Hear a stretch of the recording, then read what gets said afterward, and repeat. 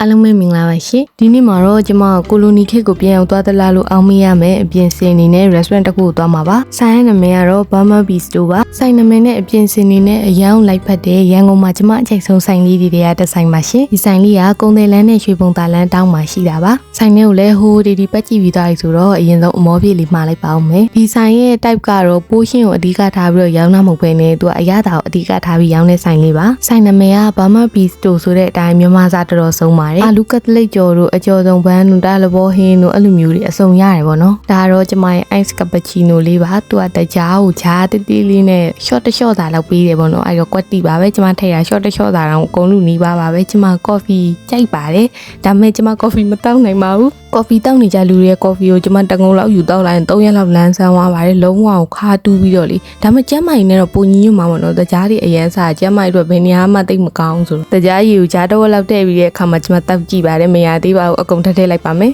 ဒီနေ့မှာတော့ကျမအကြောင်းပိတ်ရမှာအလားလေးလည်းပြင်ထားတာပဲဖြစ်ပါတယ်ရှင်တောက်နေတဲ့နှခမ်းကြီးပြတ်သွားလို့နှခမ်းကြီးလေးပြန်ဆိုးလိုက်ပါတယ်တန်ဟောစင်ပြတ်လို့ရရင်နှခမ်းကြီးပြတ်လို့မရဘူးဒီဆိုင်လေးမှာမြန်မာအစားအစာအပြင် European food တွေလည်းရောင်းပါတယ်ဒီမှာ pasta တွေ beef steak တွေအကုန်ရှိရပေါ့နော် beef steak ဆိုလို့ရှိရင် premium မှာစားခြင်းနဲ့ဆိုလို့ရှိရင်လည်း Australian beef steak ရှိပါတယ်ဆိုင်မှာဘာကောက်တာလဲတွေးခဲ့တယ်ပေါ့နော်ကော့တီးလည်းမျိုးစုံရပါတယ်အများယူရှိရပါပြောရရင်တော့ all in one အဆင်ပြေတဲ့ဆိုင်လေးပေါ့နော်ဓာတ်ပုံရိုက်ချင်တဲ့ကောင်မလေးဆိုလို့ရှိရင်လည်း photo spot တွေအများရှိပါတယ်ဒီဆိုင်လေးကိုတော့များသောအားဖြင့်နည်းနည်းတက်လက်ပိုင်းအရွယ်နဲ့လူကြီးအရွယ်တွေအလားများကြရပေါ့နော်အလုပ်ကြောင်းစကားတွေပါပြောပြီးတော့အေးစစ်စစ်ထိုင်ရတွေ့ရပေါ့နော်ကျမလူရွယ်ကောင်မလေးတွေကတော့ဓာတ်ပုံရိုက်ချင်လို့လာများပါတယ်ကျမလည်းပါပါတယ်ဒီဆိုင်မှာနောက်ထပ်သဘောကျတာတကူကလူအရန်ရှုပ်ရှက်ခတ်ပြီးတော့အုံကြွကြွတခါမှမမြင်ဘူးပေါ့နော်ဒီဆိုင်ကအေးစစ်ပြီးတော့တိတ်ဆိတ်တဲ့ vibe ကအမြဲတမ်းရပါတယ်အဲဒါကြောင့်မလို့လူအရန်ရှုပ်တဲ့နေရာကြီးမကြိုက်ဘူးအေးစစ်လေးဆိုင်ထိုင်ခြင်းနဲ့ဆိုတဲ့လူတွေအတွက်အဆင်ပြေပါတယ်အခုကတော့ကျမမာတာရဲ့အာလူကတ်လိတ်ကျော်လေးရောက်လာပါပြီဒီဆိုင်ကအာလူကတ်လိတ်ကျော်ကလေအရန်အကျက်ညီရအကျက်က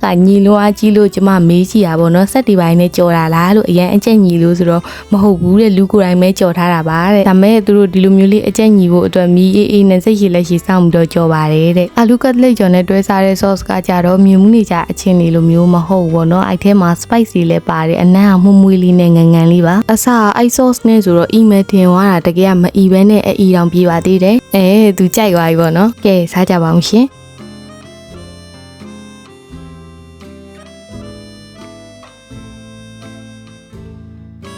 ်ဆက်စီရရဲ့လို့ပါအကြောင်းမှမရှိပေမဲ့ငရုတ်သီးတစ်တောင်လုံးစားလိုက်လို့ဆက်သွားပါပြီဆက်သွားပြီးတဲ့နောက်မှာတော့ပို့ပြီးတော့စားလို့ကောင်းသွားပါသေးတယ်ကျမအဆက်မပိုင်ဘာမှမစားတတ်ပါဘူးဒါပေမဲ့အဆက်လည်းအရင်တော့မစားနိုင်ပါဘူးဒါနဲ့လေကျမရဲ့ဖြူဝါဒီရန်ကုန်မှာပဲနေရာကိုသွားလှည့်ခြင်းကြလဲကျမဘယ်သူသွားလှည့်ခြင်းလဲတော့မမေးရသေးဘူးပေါ့နော်အရင်ဆုံးကျမသွားနေကြဆိုင်လေးကိုအရင်ဆုံးလိုက်ပို့တာပါအခုကတော့ကျမစားလို့ပြီးသွားပြီဆိုတော့ဆိုင်ထဲမှာလိုက်ကြည့်ပြီးတော့တပ်ပုံလေးပါလေးရိုက်ပါမယ်ဆိုင်ပြင်ဆင်ကတော့လုံးဝ vintage and retro vibe ပေါ့နော်ကျမ vintage vibe အရင်ကြိုက်တာပါကြိုက်တဲ့သချင်းတွေကဆလုံးဝဟိုးအရင်တော့ကျမမမွေးခင်တော့တချင်းလေးပါဒီလေကနားလေးကတော့လူသိအရန်များပြီးတော့တော်တော်များများလေးတပ်ပုံရိုက်ကြတဲ့နေရာလေးပါဒီဆိုင်ကလေငကိုရီးယားမှာကိုလိုနီခေတ်ကအစားအုပ်ပေါ့နော်အဲ့ဒါအောင်မှပြန်ပြီးတော့ပြုပြင်ထားတာပါပြုပြင်ပြီးတော့ဆိုင်လေးဖွင့်ထားတာပေါ့နော်ပြင်ဘက်ကိုထွက်လို့ရတဲ့ရန်နာလေးလည်းရှိပါသေးတယ်ဒီတိုင်းကြီးနဲ့ဒီလိုရန်နာလေးတွေကိုမြင်တာနဲ့ကိုလိုနီခေတ်ကအစားအုပ်တွေဆိုတဲ့ခံစားချက်လေးရပါတယ်ကျမကတော့ညနေဆောင်လေးသွားခဲ့တာဆိုတော့အပြင်ဘက်ကရန်နာလေးမှာလေးလေးတပြူးပြူးနဲ့လမ်းလျှောက်ရတာကိုပို့ပြီးတော့သဘောကျပါတယ်အပေါ်မှာလည်းပန်ကားလေးတက်ထားရပေါ့နော်လေတော့အရင်မရဘူးဒါပေမဲ့အဲ့ပန်ကားလေးလဲနေရာကတမျိုးလေးကြည့်လို့ကောင်းပါတယ်အရင်ကပန်ကားမျိုးလေးပေါ့နော်ပြီးတော့ဒီ